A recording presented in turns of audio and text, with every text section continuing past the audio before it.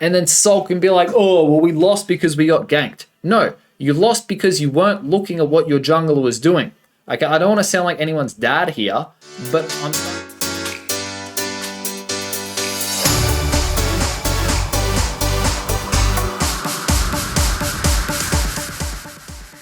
you're going to win many more games in Pokemon Unite if you pay attention to what your jungler is doing when you're in the lane. So hopefully this is going to give you some insight about how you can best play around your jungler. So what I want you to do is I want you to just observe kind of what I was doing for the last 5 seconds of that video and how that has made this top fight as successful as it is. Okay, I'm going to pause there.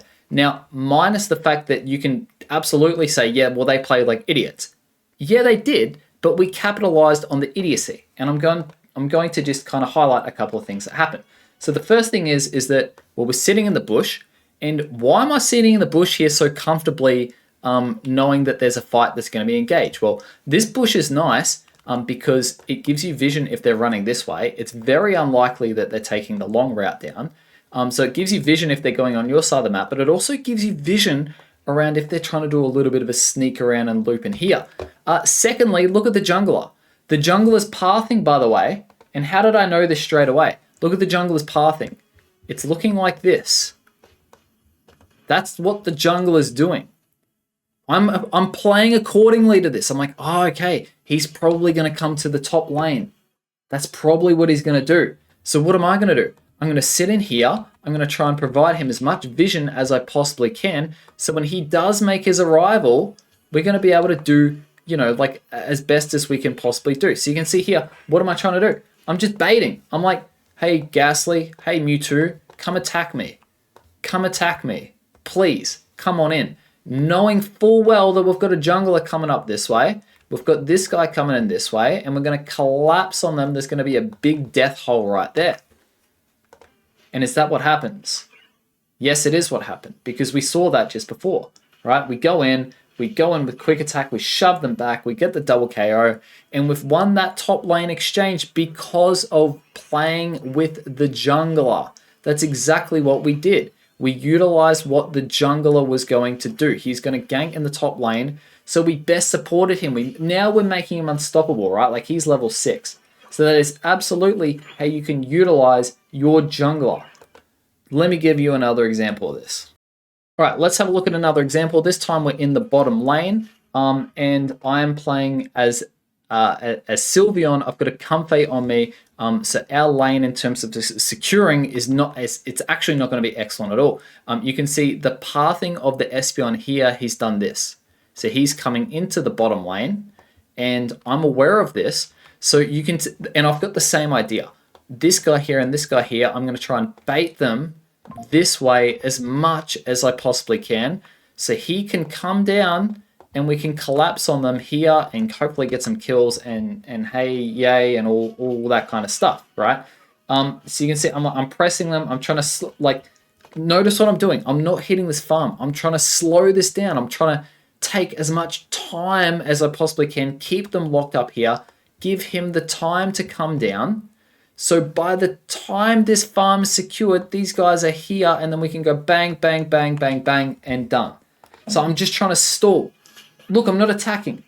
I'm just trying to stall. Now, again, you can be like, oh, well, he played so dumb. Yeah, he played dumb, but like we're playing to kind of maximize our advantages as much as we possibly can. The Zero Aura comes down, we use our potion, we keep ourselves as healthy as we can, and then the Comfey jumps on us. So now we've got a whole bunch of experience that we're going to be able to clean up, and that's based on how we've utilized like what the jungler on our team was doing. I would have played that completely differently if the jungler wasn't coming to the bottom lane. But you know what he's going to do, so you need to change the way you're playing your lane based on what your jungler is doing. Okay, like this is something people just don't do. I don't know why they don't do it. People just don't do this for whatever reason. Now we're in a position where we're just absolutely steamrolling. Are we versing people who are not so great? Sure, we're versing people who are not so great. Like, yes, they could be a lot better. Of course, they're not, going to be the highest rated, pro players. Like, that's not going to be the case on solo queue. The case on solo queue is like you're making the best situation out of your randoms as possible. And the way that you do that is you best enable them to be as successful as they possibly can. So again, I know this is kind of like top lane fundamentals, but it can be done in the bottom lane. Like it feels silly to call this a complex idea, but it feels complex in the current state of solo queue. Let's have a look at a final example. Okay, now we'll notice in this example, this is kind of the pathing of what our Leafeon's doing, or he's just doing this. So he's not coming to our lane. He's not going to be there.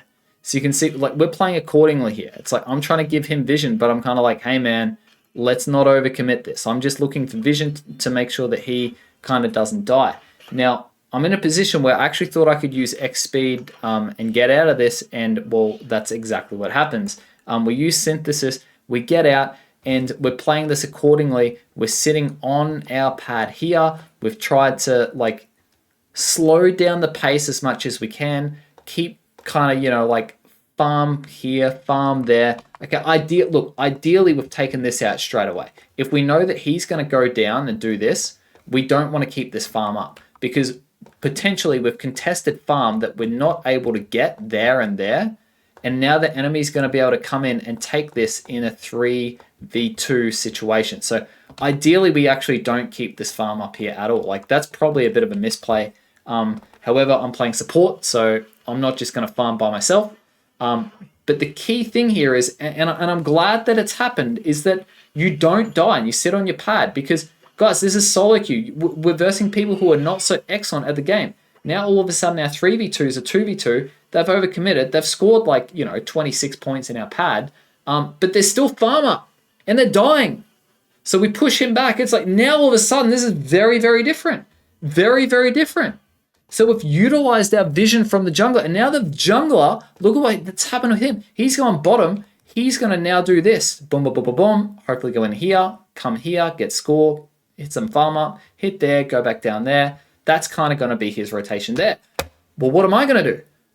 Well, I'm going to look at the enemy jungler, and I'm going to try and make sure our jungler has the best possible time and their jungler has the worst possible time. So I'm going to maintain vision on him until he either gets swamped, he engages in a fight on me, or I'm just going to contest his buffs. That's exactly what and he knows. He's like, I'm not going to be able to win this fight. He knows it. We've maintained vision on, by the way, for about 15 seconds up until our jungler came in, killed, and then what do? We take the experience away from their jungler, so our jungler gets a significant lead. We are dumpstering at this point. We are dumpstering because of how we've decided to play. This would be completely different if we up here, if up here, for example, right here, I decided to engage in the fight, not look at where my jungler was, and engage in this fight or try and overcommit, and then sulk and be like, oh, well, we lost because we got ganked. No, you lost because you weren't looking at what your jungler was doing. Like, I don't want to sound like anyone's dad here, but I'm starting to sound like, like a disappointed parent. It's like, guys, pay attention to what is happening on the map, especially if you're playing support or tank. It's like your role's not as complex.